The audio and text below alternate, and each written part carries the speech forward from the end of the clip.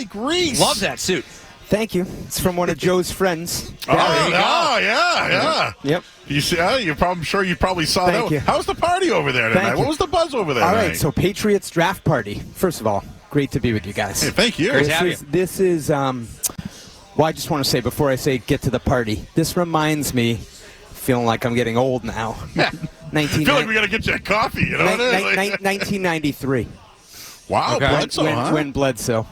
Because look at what's happened tonight. 6 quarterbacks in the first 12 picks. Do I have that right, Alex? Yes. I mean, it just shows you that there's not enough supply to meet the demand. So you have to have that position. And I just remember 93 growing up from Framingham, Mass. Bledsoe came, and I felt, obviously Parcells was part of it right before that. But when Bledsoe came, like you just had hope. After down years in 92, 91, 90, and I'm not comparing Drake to Drew in terms of style of play, because Drake, I feel like, can move. Yeah. But I just think this gives them a chance. It gives them something. Now they got to not screw it up and make sure they develop him. Right. And there's not too many voices in his ear, but look, that's the second part of it. The first part is you got to get the guy, and you see how all these teams are jockeying to get the quarterback. So, and now, Joe, the party. They sold 1,900 tickets. Wow. This was the biggest draft party they've ever had. I saw that line when I walked in. It was all the way around to the movie theater. I've never seen a line that long. So they do this now because they usually have it just in the club, and now they have this new space. Do you need me to stop while they're making the pick? No. You guys tell me how it works here. I'm just dropping in on you. You go ahead, and I man. just start talking. I haven't stopped for like 3 minutes. I like this. I know. I got a lot of energy. And so now they have this new space, this atrium space, so they open it up between the club. And so 1,900 tickets sold. And I have to tell you, the energy and the buzz up there, like you wouldn't think this was like a 4-13 team. You're not selling us either. But we saw it on the way in. You were in there. This is, You're not just coming in here trying to pump the Pats up. No. This was true. People were excited for this tonight. And honestly, Joe, like I would hope I would never do that. Like I would hope I would always say what it is. Real. But you saw that line. I mean, there were some people in there that were like, "Yeah, I didn't want to wait in the line, so I went to get a drink at Splitsville, and then I came back." So what do you guys think? I think everyone's happy. I feel like Mayo. You guys were there. It seemed like Mayo and Wolf felt like they were happy with the process and. It was collaborative, and they feel like they got the right guy here. I'm curious about trades, like what came to them. Yeah.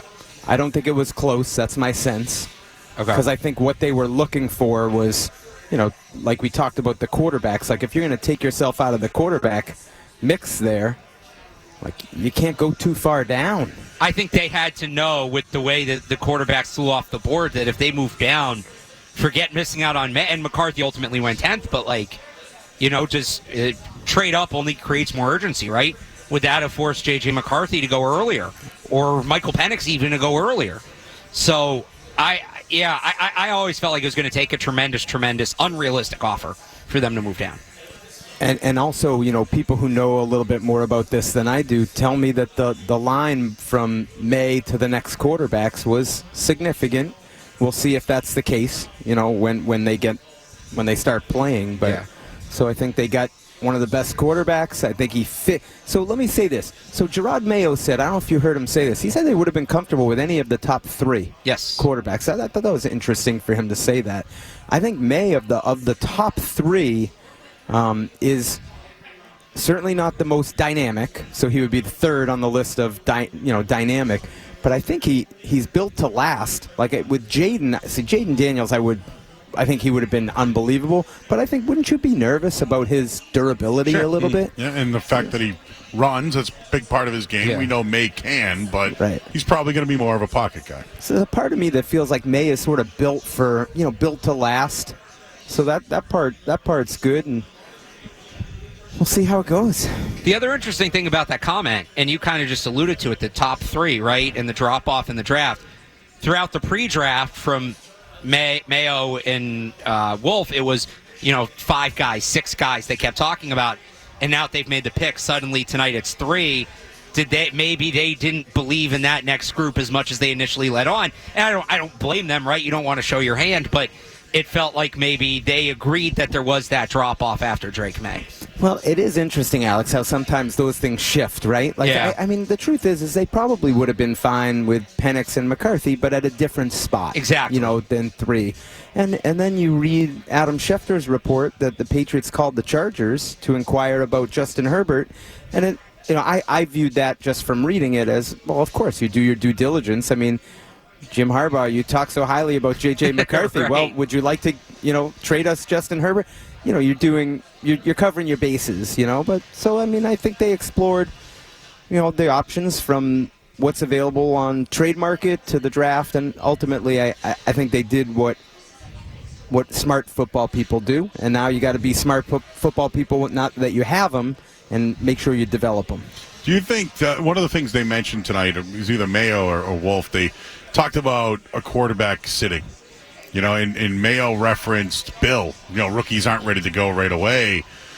But in this case, is this like a deal? Is this something that they've discussed with Maye as, hey, if you're drafted here, you're probably going to sit? And obviously he echoed great sentiments about Jacoby Brissett and his relationship with Sam Howell. Definitely, yeah. So I think I do think if I heard Drake on his video, did you happen to listen to it? Yep. Okay, so you heard all this stuff with us. He had said, that there was an understanding, like he's not coming in as the starter right away. I would say on that, like, why rush it? Like, if he comes in and he deserves it, like the analogy with Bledsoe, and Bledsoe ended up being the quarterback, right away. If he earns it, by all means. Like, because here's the thing, and I would say players, the players know. Like that. And I'm gonna go back. This is probably not the best analogy, but the Mac Cam thing. Like Mac got the job in 2021 because the players looked and they saw which quarterback was the better fit for what they were doing. And so ultimately, I do believe like he could start week 1, but I think the way they've set it up is sort of protects them where they don't have to go that route. Just on the fit. So now you have a quarterback room of Jacoby Brissett, who obviously, we know you've covered him. He's been here before. Bailey Zappi, who we're familiar with. He's been here for a couple years. Nathan Rourke. And then Drake Maye. What do you like about that quarterback room? What do you make of that group, working together? And I guess you could throw T.C. McCartney in there as well, the coach. How do you feel about the dynamics in that room? Well, one of the first things I'll be curious about is if they stay with 4. Alex, right? Like, if I remember, and this is probably more of a Josh McDaniels thing, but I remember them often saying when Bill Belichick was here that it's hard to find the reps for 4 quarterbacks. Like there's only so many reps to go around. So my first thought would be, what does that mean for Bailey, or what does that mean for Rourke? And if they do go with 4, then it reminds me of with Brady in 2000, right? When they had Bledsoe, Freeze, and Michael Bishop, if I remember off the top of my head. Not that they'll keep 4 on the active roster. That was a different situation. But what I like about it, Alex, to answer the question is I think the styles of their play fit, so it's not like a big change when you go from one to the other. Yep. So that's one thing that stands out. And you probably need 3, right? We've seen all the injuries. So that part's good, and they got a lot of holes to fill around it. So that's probably the thing that I would say I like the most, that you don't want to put the kid out there if you're going to put him in harm's way. So that's where Jacoby comes in until you can get some of those other pieces in place. Looking ahead here, pick number 34, Alex and I were just talking about it. Some guys have fallen now. That pick number 34 is going to be like gold. Do you think they'd listen to a Godfather deal on pick 34? So I love it, Joe. So a couple things. So Gerard at the party talks about to the party, hey, don't leave. We can always sneak in the back of the first round. And I do think they had talked about that. The idea, like, if they can get a starting, like, even trade back in to the first round. Yeah. So I wouldn't rule that out. But they sort of contradict themselves sometimes because Elliot Wolf in the post-draft press conference said he'd like to add more picks. They have 7 picks left. So it's tough to do both. They're going to be right one way or the other. Yeah. So we'll see. And why is it this way? I'm feeling like so old. When you say pick 34, my first thought is, well, will it be like another Razai Dowling? Remember that? When he was 33, if I remember, that top pick of the second round. Those are, because you know what happens, right? Like everyone goes home after tonight, they reset it. Oh, this guy's still here. Still there. Yeah. So that pick, Joe, that pick has some value. That pick has some value, right? It certainly does. Yeah. And you wrote something on Sunday, and you had some names, receiver and tackle. I remember Xavier Legette was on there, I think, Tyler Guyton. Anybody specific from that, if they're going to move back up, that you think they could target? I was thinking Tyler Guyton from Oklahoma. Yeah, right? I like him for them. They met with him, too. Yeah, and that's what I thought. You know, they brought him in for a visit, which to me, and he had been, I think the projection is late first round. Right around there. So, and ultimately it comes down, Alex, to their evaluation. Like if they think he could be a future left tackle, and you can get him, that might be worth coming up for. And you might not have to give up that much. There goes a tackle right there, Mims. But, you're going up from 34, let's say, to 28.